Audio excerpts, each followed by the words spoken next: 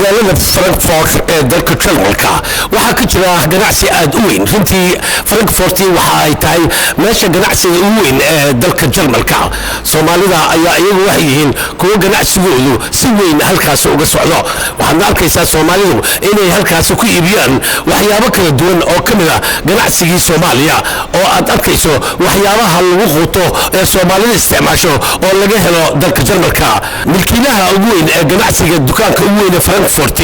mudane Havana ayaa warbaahinta qaranka la hadlay waxaan assalaamu calaykum wa rahmatullaahi wa barakaatuh jameecada waxa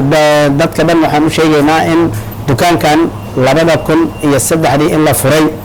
ilaa haddana uu furan yahay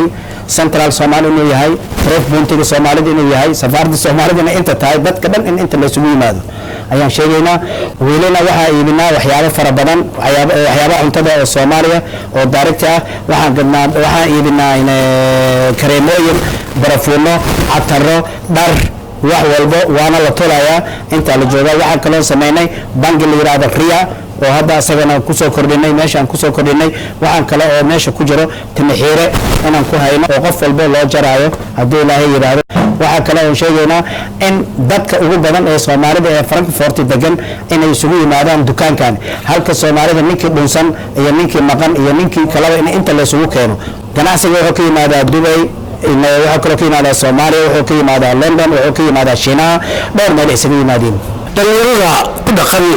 magaalada Frankfurt ee Jarmalka waxay yihiin kuwa had iyo jeer u taagan dagaalka la xiriira dhinaca ganacsiga waxaad arkaysaa goobaha ganacsiga dhammaantood inay dhalinyarada u badan yihiin waxaana ka mid ah dhalinyaradaasi aygu waa Xasan Axmed Xirsi Xasan Diinaari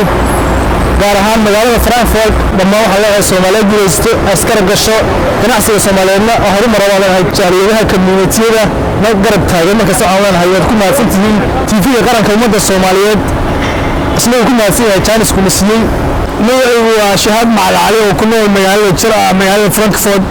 ay magaalada ganacsiga ee dalka Jarmalka waxa ku yaala ganacsiyaal Soomaaliyeed oo leedahay oo si fiican u kobca waxaan rajaynaynaa mustaqbalka in magaaladan aan dhaqaale badan oo yaala ama ganacsiga yaala aan mataqaan xiriir ku la sameeyno dadkeena Soomaaliyeed ee waddanka ku nool